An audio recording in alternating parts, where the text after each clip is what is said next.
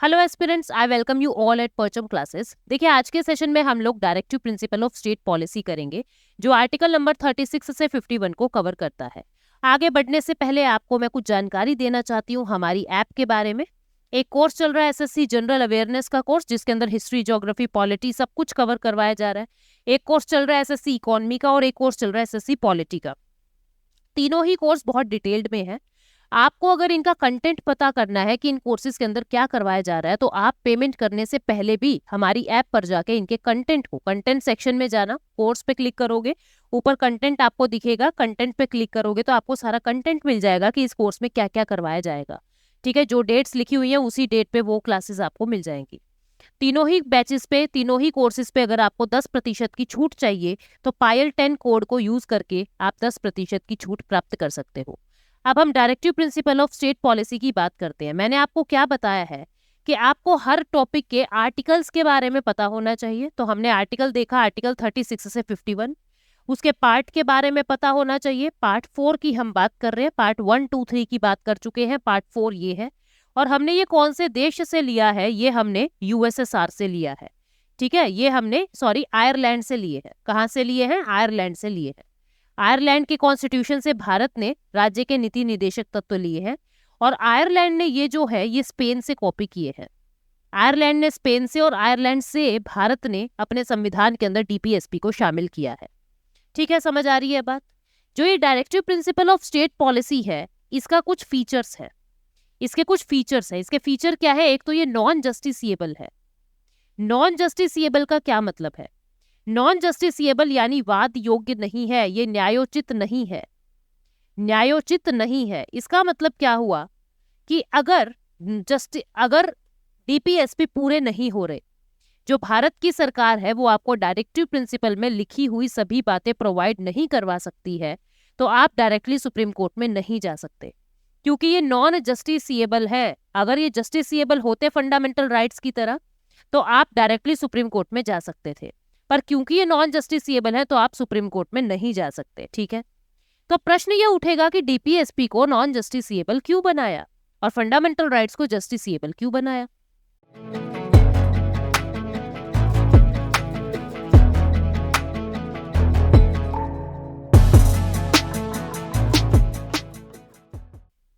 जो fundamental rights है उसके अंदर आपको पैसे की जरूरत नहीं है, उसके अंदर सिर्फ देश को इंटेंशन चाहिए। अगर देश की इंटेंशन अच्छी है तो वो फंडामेंटल राइट्स दे देंगे। घूमने का अधिकार, फिरने का अधिकार, बोलने का अधिकार, सोने का, खाने का, पीने का, सोचने का, पूजा करने का, ये सारे अधिकार ऐसे हैं जिसमें पैसा नहीं चाहिए, इसमें सिर्फ देश की इंटेंशन चाहिए। लेकिन डीपीएसपी में क्या है? Equal work equal wage. तो इक्वल वर्क के लिए इक्वल वेज तभी दोगे ना जब आपके पास रिसोर्सेज। ठीक है, 6 से 14 वर्ष के बच्चों को मुफ्त की एजुकेशन, तो फ्री शिक्षा तभी दोगे ना जब देश के पास रिसोर्सेज होंगे। डीपीएसपी के लिए आपकी इंटेंशन भी होनी चाहिए, और इंटेंशन के साथ साथ देश के पास फंड भी होना चाहिए। अब ये तो जरूरी नहीं कि हर वक्त देश के पास फंड होगा। अब मान लीजिए अगर इनको जस्टिसिएबल बना देते और सरकार के पास फंड है नहीं इनको पूरा करने के, तो आप तो सुप्रीम कोर्ट में जाके खड़े हो जाते और देश फंस जाता। तो इसलिए डॉक्टर भीमराव अंबेडकर ने, या जो भी हमारे पूर्वज हैं जिन्होंने हमारे कॉन्स्टिट्यूशन को लिखा है, उन्होंने इसको नॉन जस्टिसिएबल बनाया, क्योंकि हर वक्त फंड्स की अवेलेबिलिटी हो ऐसा जरूरी नहीं है। फंडामेंटल राइट्स में आपको फंड की जरूरत नहीं है, सिर्फ इंटेंशन की जरूरत है। अगर इंटेंशन है तो फंडामेंटल राइट्स पूरे हो जाएंगे। तो सिर्फ इंटेंशन से आप हर वक्त उन चीजों को दे सकते हो, लेकिन यहाँ ऐसा मामला नहीं था। यहाँ आपको इंटेंशन के साथ साथ फंड्स की भी जरूरत थी, इसलिए इसको नॉन जस्टिसिएबल बनाया। ठीक है, तो डीपीएसपी नॉन जस्टिसिएबल होते हैं। फिर ये है, ये नेचर में पॉजिटिव होते हैं। पॉजिटिव होते हैं नेचर में, मतलब कि ये स्टेट को कह रहे हैं कि स्टेट आप ये करो, आप वो करो, आप लोगों के लिए ये करो, ये पॉलिसी बनाओ। मतलब ये स्टेट को कुछ करने को कह रहे हैं। फंडामेंटल राइट्स में स्टेट को रिस्ट्रिक्ट किया जा रहा था, स्टेट आप ये नहीं करोगे, स्टेट आप वो नहीं करोगे, वो नेगेटिव थे नेचर में, ये पॉजिटिव है नेचर में। ठीक है, ये पॉजिटिव है नेचर में और नॉन जस्टिसिएबल है। अब बाकी हम इसकी डिटेल एक बार हम स्लाइड्स में पढ़ते हैं कि क्या क्या आपने को पढ़ना है। अब देखिए होता क्या है कि जो ग्रैनविल ऑस्टिन है, उन्होंने डीपीएसपी को संविधान की कॉन्शियंस कहा है। जैसे आर्टिकल 32 को भीमराव अंबेडकर ने सोल ऑफ कॉन्स्टिट्यूशन कहा है, ऐसे ही ग्रैनविल ऑस्टिन ने डीपीएसपी को क्या कहा है ये संविधान की कॉन्शियस है, ये संविधान की आत्मा है। ठीक है, ये हमने आयरिश कॉन्स्टिट्यूशन से लिए थे, आयरलैंड ने इसको स्पेन से कॉपी किया है। गवर्नमेंट ऑफ इंडिया एक्ट 1935 में डीपीएसपी का नाम इंस्ट्रूमेंट ऑफ इंस्ट्रक्शन था। क्या था? इंस्ट्रूमेंट ऑफ इंस्ट्रक्शन, मतलब कि इंस्ट्रक्शंस दी जा रही थी गवर्नर जनरल को, वायसराय को। इसी तरीके से आज भी स्टेट को इंस्ट्रक्शन दी गई है, दिशा निर्देश दिए गए हैं कि स्टेट आपको ये करना है, स्टेट आपको वो करना है। तो मतलब भारत के DPSP government of India act 1935 के इंस्ट्रूमेंट ऑफ इंस्ट्रक्शन से मैच करते हैं। ठीक है, ये बात समझ रहे हो? डॉक्टर भीमराव अंबेडकर ने ही इसको इंस्ट्रूमेंट ऑफ इंस्ट्रक्शन की तरह माना है। अब इसके बाद जो फंडामेंटल राइट्स हैं उसमें और इसमें क्या डिफरेंस है? देखो, फंडामेंटल राइट्स पार्ट 3 में आते हैं, ये पार्ट 4 में आते हैं। वो आर्टिकल 12 से 35, ये 36 से 51। ये जस्टिसिएबल, वो नॉन जस्टिसिएबल। ये भारत सरकार ने आपको कुछ अधिकार दिए हैं, यहाँ संविधान ने आपको कुछ डायरेक्टिव्स दिए हैं, आपको कुछ निर्देश दिए हैं। ठीक है, ये नेचर में नेगेटिव है, ये नेचर में पॉजिटिव है। नेगेटिव का मतलब यहाँ स्टेट को रिस्ट्रिक्ट किया जा रहा है, state you should not do this, यहाँ कहा जा रहा है state you should do this. ठीक है, ये नेगेटिव है, ये पॉजिटिव है। ये इंडिविजुअल राइट है, हर किसी इंडिविजुअल को मिलते हैं। और एक कम्युनिटी राइट है, मतलब किसी एक के लिए नहीं है, ये पूरे समाज के लिए, पूरी कम्युनिटी के लिए है। यहाँ पे क्या होता है कि हर इंसान को घूमने का अधिकार है। वहां पे क्या है, इक्वल वर्क इक्वल वेज मिलेगा तो पूरी कम्युनिटी को मिलेगा। ठीक है, ये सिविल और पॉलिटिकल राइट्स देते हैं आपको, फंडामेंटल राइट्स। ये सोशल और इकोनॉमिक राइट्स की बातें करते हैं। भारत के संविधान ने ये गारंटी किया है कि आपको फंडामेंटल राइट्स मिलेंगे। यहाँ पे भारत के संविधान ने गारंटी नहीं किया, मतलब कि ये आपको मिले ना मिले, संविधान बीच में कुछ नहीं कहेगा। ठीक है, तो इसके लिए क्या कहा जा रहा है कि इसको लीगल सैंक्शंस की तरह यूज किया जाता है, इसको कानून की तरह यूज किया जाता है फंडामेंटल राइट्स को, लेकिन इसको मोरालिटी की तरह यूज किया जाता है कि देखो डीपीएसपी में ये लिखा है तो आपको ये फॉलो करना चाहिए। ठीक है, फंडामेंटल राइट्स को लागू करवाने के लिए अलग से कानून नहीं बनाना, एक्ट नहीं बनाना अलग से, लेकिन उनको लागू करवाने के लिए हमको लेजिस्लेशन की जरूरत है, मतलब अलग से कानून बनाना पड़ेगा। क्या मतलब? मान लीजिए किसी के लिए कानून आपको बनाना पड़ेगा, जैसे मिनिमम वेजेस एक्ट आपने कानून बनाया हुआ है, वाइल्ड लाइफ प्रोटेक्शन एक्ट आपने कानून बनाया हुआ है, डीपीएसपी के अंदर लिखा है कि आप वन्य जीवों की यानी वाइल्ड लाइफ की रक्षा करोगे, लेकिन वो बात लागू कब होगी? जब आप उसके लिए कानून बना दोगे। तो वाइल्ड लाइफ प्रोटेक्शन एक्ट जो है वो कानून है डीपीएसपी को लागू करने के लिए, जबकि फंडामेंटल राइट्स जितने भी हैं उनको लागू करने के लिए आपको कानून की जरूरत नहीं है, वो खुद में ही कानून है।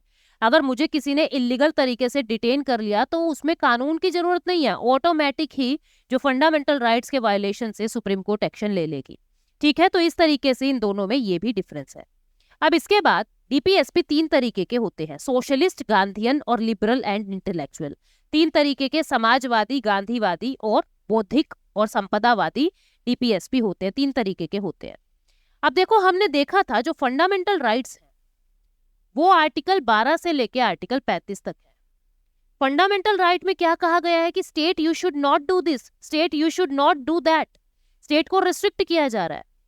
तो मेरे दोस्त पपलू ने पूछ लिया था कि भाई ये स्टेट कौन है, किसको बोल रहे हो तुम बार बार, हु इज स्टेट, कौन है स्टेट? तो आर्टिकल 12 में लिख के ये बता दिया कि स्टेट क्या होता है। ठीक है, हमने स्टेट की डेफिनेशन बता दी। ऐसे ही अब डीपीएसपी के अंदर आर्टिकल 36 से लेके आर्टिकल 51 यहाँ पे फिर कहा जा रहा है कि state you should do that, आपको ये करना चाहिए, स्टेट आपको ये करना चाहिए। फिर से पपलू ने पूछा, यार कौन स्टेट, किसको कह रहे हो? फंडामेंटल राइट वाला स्टेट है क्या ये? कौन से स्टेट की बात कर रहे हो? तो यहाँ पे जवाब मिला, यस, ये वही स्टेट है जो आर्टिकल 12 में लिखा हुआ है। तो आर्टिकल 36 के अंदर फिर से किसी ने पूछ लिया कि व्हाट इज स्टेट, तो उन्होंने बताया स्टेट वही है जो आर्टिकल 12 में है, यानी आर्टिकल 36 के अंदर भी राज्य की वही परिभाषा है जो आर्टिकल 12 में है, और यहाँ आर्टिकल 12 के अंदर भी स्टेट की परिभाषा है। यानी फंडामेंटल राइट स्टार्ट होने से पहले भी आपको स्टेट की परिभाषा से ही सब कुछ शुरू करना पड़ता है, और वहाँ आर्टिकल 36 के अंदर भी आपको सब कुछ स्टेट की परिभाषा से ही स्टार्ट करना पड़ता है। ठीक है, उसके बाद तो आर्टिकल 36 क्या कहता है? डेफिनेशन देता है आपके स्टेट की, बिल्कुल वही डेफिनेशन जो पार्ट 3 आर्टिकल 12 के अंदर गिवन है। आर्टिकल 37 क्या कहता है? आर्टिकल 37 कहता है कि ये स्टेट की ड्यूटी है, ये स्टेट की ड्यूटी है कि डीपीएसपी लागू करवाए। मतलब ये बाइंडिंग नहीं है, लागू करवाना ना करवाना वो मर्जी है, मतलब ये नॉन जस्टिसिएबल है। ये क्या है? ये नॉन जस्टिसिएबल है। आर्टिकल 37 इसका नेचर बताता है। बिल्कुल उसी तरीके से आर्टिकल 13 कानून की, लॉ की नेगेटिव डेफिनेशन देता है, जुडिशियल रिव्यू बताता है, वहां जस्टिसिएबिलिटी के बारे में बताया गया है। यहाँ नॉन जस्टिसिएबल, आर्टिकल 37 कहता है कि डीपीएसपी नॉन जस्टिसिएबल होते हैं। आर्टिकल 38 कहता है कि इसका ऑब्जेक्टिव क्या है, क्यों आए हैं ये, डीपीएसपी को क्यों बनाया है, ताकि वेलफेयर हो सके। इसलिए हमने डीपीएसपी बनाया है, ताकि हम पीपल का वेलफेयर प्रमोट कर सके, जस्टिस प्रमोट कर सके। ये ऑब्जेक्टिव है डीपीएसपी का, जो आर्टिकल 38 में गिवन है। 38 में 44th अमेंडमेंट एक्ट 1978 से एक और चीज ऐड कर दी। क्या ऐड कर दी? कि हमको इनइक्वालिटीज मिनिमाइज करनी है। 38 सेक्शन 2 के अंदर कह दिया कि हमको इनइक्वालिटीज मिनिमाइज करनी है। 44th कॉन्स्टिट्यूशनल अमेंडमेंट एक्ट 1978 से ये बात कह दी। याद करते चलेंगे सब कुछ। आर्टिकल 36 डेफिनेशन ऑफ स्टेट, ठीक है। आर्टिकल 37 इसका नेचर बता दिया कि ये नॉन जस्टिसिएबल है, कि नॉन जस्टिसिएबल है, ठीक है। उसके बाद आर्टिकल 38 डीपीएसपी का ऑब्जेक्टिव बताता है, और डीपीएसपी का ऑब्जेक्टिव क्या है? वेलफेयर ऑफ सोसाइटी, लोगों का हित, वेलफेयर ऑफ पीपल। इतनी बातें हमने समझ ली। 3 बात आप याद रखोगे, स्टेट की डेफिनेशन, नेचर क्या है डीपीएसपी का, और इसका ऑब्जेक्टिव क्या है। अब आर्टिकल 39 की बात करते हैं। आर्टिकल 39 क्या कहता है? आर्टिकल 39 के अंदर बहुत सारे प्रिंसिपल्स हैं, ठीक है, बहुत सारे प्रिंसिपल्स हैं। कौन कौन से हैं देखो। एक तो आपको एडिक्वेट मीन्स ऑफ लाइवलीहुड मिलना चाहिए, मतलब जब आप कहीं काम कर रहे हो तो आपको इतनी सैलरी जरूर मिले जिससे आपकी जिंदगी का गुजर बसर हो जाए, ठीक है।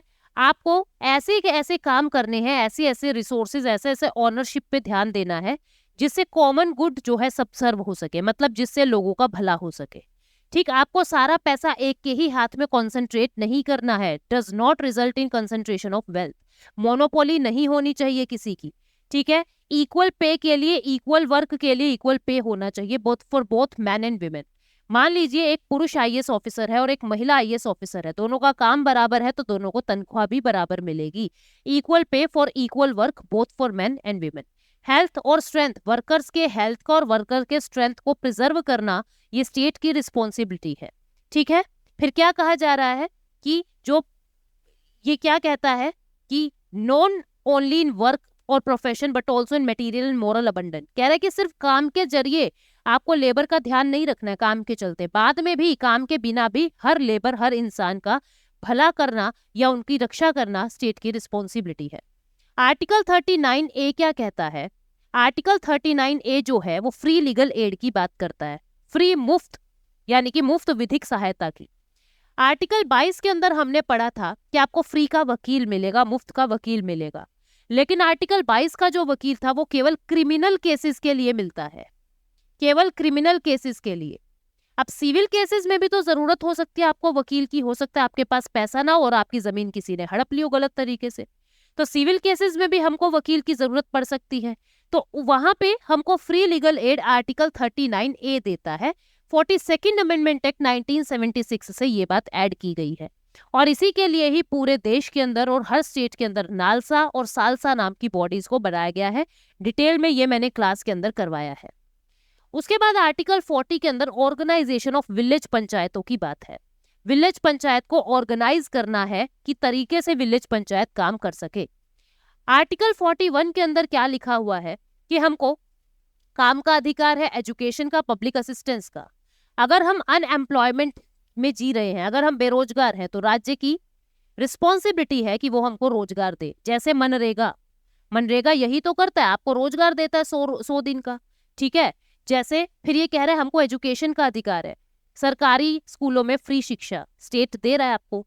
पब्लिक असिस्टेंस की अगर आप डिसेबल हैं तो आपको पब्लिकली असिस्ट किया जाता है, मतलब आपको विकलांग पेंशन मिलती है। ये सब चीजें आर्टिकल 41 में लिखी हुई है, मैं आपको याद करवाती चलती हूँ साथ साथ। आप देखें आर्टिकल 36 स्टेट की परिभाषा, 37 में नेचर, 38 में ऑब्जेक्टिव, 39 में क्या है? Equal pay equal work, equal pay equal work. बातें तो बहुत थी बट मैं इसको थोड़ा सा समराइज कर रही हूँ। इक्वल पे इक्वल वर्क, नहीं मिला तो क्या करोगे? नहीं मिला तो हम पंचायत कर लेंगे, ऑर्गेनाइजेशन ऑफ पंचायत। याद करने की ट्रिक बता रही हूँ, ऑर्गेनाइजेशन ऑफ पंचायत, ठीक है। और साथ में हम वकील भी कर लेंगे, तो 39A के अंदर फ्री लीगल एड की बातें भी है, फ्री लीगल एड की बातें हैं, जिसको 42nd अमेंडमेंट एक्ट 1976 से शामिल किया था। 40 के अंदर ऑर्गेनाइजेशन ऑफ पंचायत है। पंचायत में जाके क्या करोगे, क्या कहोगे पंचायतों को जाके? कहोगे कि हमको काम दो, काम का अधिकार है, शिक्षा का अधिकार है, ठीक है, डिसेबल बेंट में हमको पब्लिक असिस्टेंस का अधिकार है। मतलब आप क्या कहोगे? आप कहोगे 41 में we have right to work, हमारे पास काम का अधिकार है, हमारे पास शिक्षा का अधिकार है, तो ये सब हमको दो, हमारे पास पब्लिक असिस्टेंस का अधिकार है, आप हमको पेंशन दो अगर हम विकलांग है तो। ये सब चीजें हम लोग मांगेंगे पंचायतों से जाके। याद करने का तरीका है ये बस। 39 में equal pay for equal work नहीं मिला तो पंचायतें करेंगे और पंचायत में जाके ये सब बातें बोलेंगे। इसके बाद आर्टिकल 42 क्या कहता है कि ठीक है, काम तो दे दोगे, काम तो दे दोगे, लेकिन वो काम जो है वो जस्ट और ह्यूमेन कंडीशन में होना चाहिए। काम ऐसी कंडीशंस में होना चाहिए जो मानवोचित हो, जो जस्ट हो। ऐसा नहीं है कहीं भी बिठा के आपने काम करवा दिया, या फिर आपने मेरे को ड्रग्स का काम दे दिया, या फिर आपने मेरे को मानव तस्करी का काम दे दिया, ह्यूमन ट्रैफिकिंग का। काम जस्ट होना चाहिए और ह्यूमन, मानव कर सके ऐसा काम होना चाहिए, ठीक है। और आपको मैटरनिटी रिलीफ भी मिलना चाहिए, मतलब जब आप प्रेग्नेंट हैं या आप डिलीवरी के बाद आपको पेड लीव का जो सिस्टम बना हुआ है वो यहीं से बना हुआ है, ठीक है। आर्टिकल 43 क्या कहता है? हमको लिविंग वेज मिले। लिविंग वेज का मतलब क्या है? जैसी मेरी कॉस्ट ऑफ लाइफ है, मैं बेंगलोर में हूं तो मेरी सैलरी ज्यादा होनी चाहिए, मैं दिल्ली में हूं तो मेरी सैलरी ज्यादा, और मैं कहीं छोटे से शहर में हूं तो सैलरी कम भी चलेगी। जैसे जैसे मेरा कॉस्ट ऑफ लाइफ बढ़ेगा वैसे वैसे मेरे को वेजेस मिलना चाहिए। डियरनेस अलाउंस, ये सुनते हो ना तुम, डियरनेस अलाउंस। जब आप सरकारी नौकरी लग जाओगे तो आपको डीए मिलेगा। डीए मतलब जैसे जैसे महंगाई बढ़ेगी वैसे वैसे आपकी सैलरी के अंदर इंक्रीमेंट लगेगा। ये यही बातें बताता है। डियरनेस अलाउंस यहीं से आया है, यानी living veg, cost of life के अकॉर्डिंग ही हमारी जिंदगी चलनी चाहिए। और कॉटेज इंडस्ट्रीज को प्रमोट करना भी आर्टिकल 43 में ही लिखा हुआ है। तो आर्टिकल 41 के बाद 42 के काम तो मिल गया, वर्क तो मिल गया, पर काम जस्ट और ह्यूमेन कंडीशन में मिलना चाहिए, जस्ट एंड ह्यूमेन कंडीशन में मिलना चाहिए। और साथ में यहाँ पे मैटरनिटी रिलीफ की भी बातें की गई है, मातृत्व सेवा की मैटरनिटी रिलीफ की बातें भी की गई है, ठीक है। आर्टिकल 43 क्या कहता है? आर्टिकल 43 की जस्ट एंड ह्यूमेन कंडीशन तो हो गया, अब यूं नहीं है कि पैसे ही नहीं दोगे, हमको लिविंग वेज चाहिए, हमको लिविंग वेज चाहिए according to our cost of life. जैसे जैसे हमारा कॉस्ट ऑफ लाइफ बढ़ेगा वैसे वैसे हमको पैसे चाहिए। अब देखो नौकरी की बात हो गई, जिसकी नौकरी लग जाती है उसकी शादी आसानी से हो जाती है, तो अब शादी की बात करते हैं। आर्टिकल 44 की बात करते हैं, यानी ये क्या कहता है? Uniform civil code, uniform civil code की बात करता है। यूनिफॉर्म सिविल कोड क्या होता है? चाहे कोई हिंदू है, चाहे मुसलमान है, चाहे पारसी है, चाहे जैन है, चाहे सिख है, चाहे बौद्ध है, कोई भी है, सबकी विवाह का तरीका और सबके तलाक का तरीका कॉमन कर दो। This is uniform civil code, ठीक है। तो आर्टिकल 44 में ये बातें हैं। फिर आर्टिकल 45 क्या कहता है? बच्चे हो गए, नौकरी, देखो नौकरी हो गई, शादी हो गई, अब बच्चों की बात है। यहाँ पे क्या बताया गया है? 6 से 14 वर्ष के बच्चों को फ्री एजुकेशन, ये आर्टिकल 45 कह रहा है कि 6 से 14 वर्ष के बच्चों को फ्री एजुकेशन मिलेगी, ठीक है। तो इतनी बातें हम स्लाइड में देख लेते हैं। 43 देख लिया, 44 क्या कहता है? 44 जो है वो आपको यूनिफॉर्म सिविल कोड की बातें करता है। 45 क्या कहता है? फ्री और कंपलसरी एजुकेशन की बात करता है। देखो जो 86th कॉन्स्टिट्यूशनल अमेंडमेंट एक्ट आया था 2002 का, जो मैंने पहले भी बताया था फंडामेंटल राइट्स करते वक्त, उसने 3 जगह पे बदलाव किए थे। एक तो आर्टिकल 21A को शामिल किया था, यानी राइट टू एजुकेशन को फंडामेंटल राइट बनाया था। दूसरा आर्टिकल 45 को अमेंड किया था। पहले यहाँ 0 से 6 साल के बच्चों की बात थी, उसको हटा के 6 से 14 साल के बच्चों की बातें की गई कि उनको फ्री शिक्षा मिलनी चाहिए। और 11th फंडामेंटल ड्यूटी भी 86th कॉन्स्टिट्यूशनल अमेंडमेंट एक्ट 2002 से शामिल हुई थी, जिसमें कहा गया था जो गार्जियन होंगे बच्चों के, उनकी रिस्पॉन्सिबिलिटी है कि वो अपने बच्चों को पूरी शिक्षा करवाएं, ठीक है। तो आर्टिकल 45 क्या कहता है ये हमने देखा। इससे पहले आर्टिकल 43A और 43B भी है। आर्टिकल 43A और 43B, आर्टिकल 43B जो है वो 97th कॉन्स्टिट्यूशनल अमेंडमेंट एक्ट 2011 से शामिल हुआ है, और जो कहता है कि आपको कोऑपरेटिव सोसाइटी बनाने का अधिकार है, आपको कोऑपरेटिव सोसाइटीज बनाने का अधिकार है, ठीक है। जैसे आमूल है, जैसे वीटा है, ये सब क्या है? वेरका है, ये सब कोऑपरेटिव सोसाइटीज है, आपको कोऑपरेटिव सोसाइटी बनाने का अधिकार है। और आर्टिकल 43A क्या कहता है कि जो वर्कर्स हैं उनको मैनेजमेंट में पार्टिसिपेट करने का अधिकार है। वर्कर्स को मैनेजमेंट में पार्टिसिपेट करने का अधिकार है, मैनेजमेंट में पार्टिसिपेट करने का अधिकार है। ये बात 42nd अमेंडमेंट एक्ट 1976 से शामिल की थी, 42nd अमेंडमेंट एक्ट 1976 से शामिल की थी। तो आर्टिकल 45 तक हमने पढ़ लिया। अब हम आर्टिकल 46 पे चलते हैं।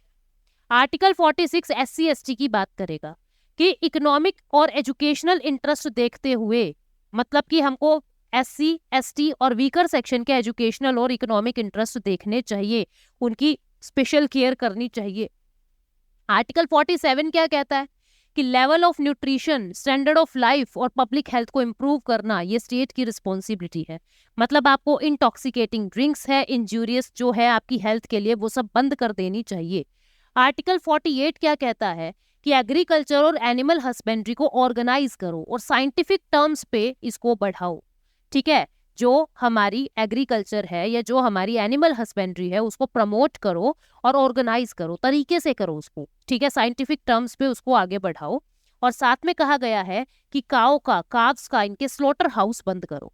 ठीक है, आर्टिकल 48A क्या कहता है, 42nd अमेंडमेंट एक्ट 1976 से कहा था कि हमको एनवायरमेंट को और वाइल्ड लाइफ को प्रोटेक्ट करना है, एनवायरमेंट और वाइल्ड लाइफ को प्रोटेक्ट करना है। आर्टिकल 49 मॉन्यूमेंट्स की प्रोटेक्शन की बातें करता है, उनकी बातें करता है जो मॉन्यूमेंट्स नेशनल इंपॉर्टेंस के हैं, उन मॉन्यूमेंट्स को प्रोटेक्ट करने की बातें कर रहा है। आर्टिकल 50 जुडिशरी और एग्जीक्यूटिव को सेपरेट करने की बातें करता है कि जुडिशरी एग्जीक्यूटिव के बीच में नहीं बोलेगा, एग्जीक्यूटिव जुडिशरी के बीच में नहीं बोलेगा, और ये हमारे बेसिक स्ट्रक्चर का हिस्सा है, ऐसा भी कह दिया गया कि कोई इसको छेड़ नहीं सकता, it is part of our basic structure.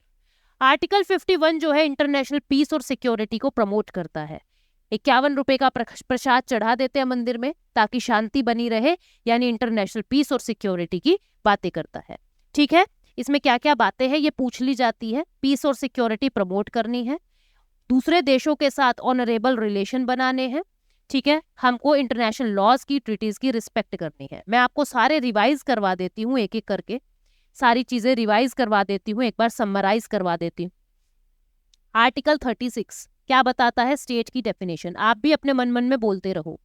Article 37 इसकी नेचर की बात करता है कि ये नॉन जस्टिसेबल। ठीक है, आर्टिकल 38 ऑब्जेक्टिव बताता है डीपीएसपी का। ऑब्जेक्टिव क्या है, वेलफेयर ऑफ सोसाइटी, वेलफेयर। और साथ में 38 सबसेक्शन 2 44th अमेंडमेंट एक्ट से शामिल हुआ, और जिसके अंदर ये कहा गया कि हमको इनइक्वालिटीज को रिड्यूस करना है, इनइक्वालिटीज को रिड्यूस करना है। ठीक, उसके बाद article 39 equal work equal wage, हमको कंसंट्रेशन ऑफ वेल्थ को भी रोकना है, एक के ही हाथ में सब कुछ मत होने दो। 39A जो 42nd अमेंडमेंट एक्ट 1978 से आया है, 1976 से आया है, ये कहता free legal aid, free legal aid की बातें करता है। ठीक है, मतलब क्या हुआ कि या तो इक्वल वर्क इक्वल वेज दे दो, वरना हम वकील कर लेंगे, मुफ्त का मिल रहा है। 40 में फिर भी नहीं माने तो हम पंचायत कर लेंगे, ऑर्गेनाइजेशन ऑफ पंचायत। और पंचायत में जाके क्या कहेंगे, हमको किस चीज का अधिकार है कि हमको हमारा राइट टू वर्क दो, राइट टू वर्क दो, राइट टू एजुकेशन दो, और राइट टू पब्लिक असिस्टेंस दो, राइट टू पब्लिक असिस्टेंस दो। और ये जो काम दोगे ना तुम, जो काम तुम दोगे वो जस्ट और ह्यूमेन कंडीशन में होना चाहिए। जस्ट एंड ह्यूमेन कंडीशन की बातें यहां हो रही है। ठीक है, ऐसा नहीं है कहीं भी हमको काम दे दोगे, जस्ट एंड ह्यूमेन कंडीशन में काम दोगे। और मैटरनिटी रिलीफ की बातें भी यही है, मैटरनिटी रिलीफ की बातें, ठीक है, वो भी यही है। 43 क्या कहता है, आर्टिकल 43 कि हमको तुम काम भी दे रहे हो, अच्छी जगह भी दे रहे हो, लेकिन हमको लिविंग वेज देना। ऐसा नहीं है कि महंगाई बहुत बढ़ जाए और काम ना चले, according to cost of living आप हमको लिविंग वेज दोगे।